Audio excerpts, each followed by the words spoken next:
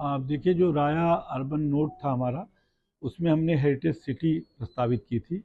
लेकिन जब उस हेरिटेज सिटी का डीपीआर बनाया गया और फिजिबिलिटी स्टडी कराई गई मौके पे, तो यह पाया गया कि राया कट से लेकर के वृंदावन बांके बिहारी मंदिर तक का जो रास्ता है वो बहुत ही सकरा है, और उसके दोनों तरफ बहुत से स्ट्रक्चर्स बने हैं, ढाबे बने हुए हैं, और अगल बगल ज़मीन बची नहीं है जहाँ पर कि आप हेरिटेज सिटी या कॉरिडोर डेवलप कर सकें। तो उसको रिवाइज़ किया गया। रिवाइज़ करके पाया गया कि एक नया ग्रीनफील्ड एक्सप्रेसवे बनाया जाए, जहाँ पर किसी प्रकार का कोई स्ट्रक्चर ना हो, और पूरी तरह से एक हेरिटेज कॉरिडोर एक्सप्रेसवे भी बन जाए, और उसके दोनों तरफ 2 से ढाई किलोमीटर दोनों तरफ जो है एक हेरिटेज सिटी भी डेवलप हो सके, जिसमें कथा वाचनालय बन सकें, रिवर फ्रंट डेवलपमेंट हो सके, कमर्शियल डेवलपमेंट हो सके, हॉस्पिटलिटी इंडस्ट्री हो सके, टूरिज़्म के लिए थीम पार्क बन सकें, बाहर के जो अंतर्राष्ट्रीय मानक के अनुसार, स्पेशली हम लोगों ने कई कंबोडिया में, इंडोनेशिया में अंकोर वाट का, कंबोडिया में भी हमने किया, और वियतनाम में हुनकांग सिटी का भी किया। तो ये हेरिटेज सिटीज़ के मॉडल्स को हम यहाँ पर रिप्लिका करना चाहते हैं। साथ ही साथ यहाँ पर जो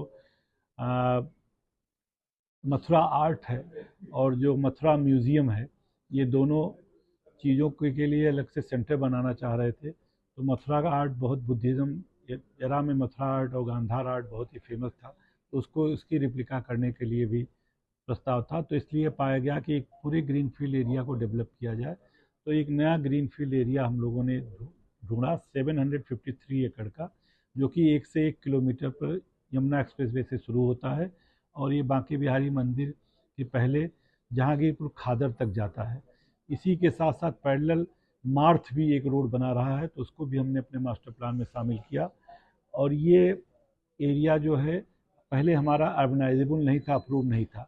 अब जो राया हेरिटेज का जो मास्टर प्लान अप्रूव हुआ है, उसमें इस एरिया में आने वाले 4 नए गांव और 3 पुराने गांव अप्रूव हो गए हैं।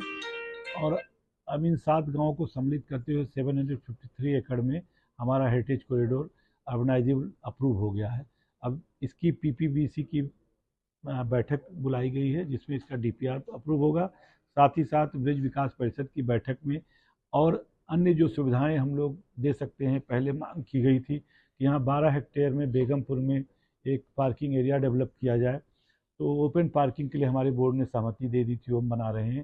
साथ ही साथ एक एलिवेटेड रोड भी बना रहे हैं, जो कि जहाँ पार्किंग होगी इसके ऊपर से जाने के लिए एलिवेटेड रोड होगा, जो कि जो यमुना नदी पे पुल बन रहा है उससे जुड़ सके, सीधे कनेक्टिविटी हो सके। तो ये इस मास्टर प्लान के अप्रूव होने से जो बाधाएं थी वो सारी दूर हो गई हैं।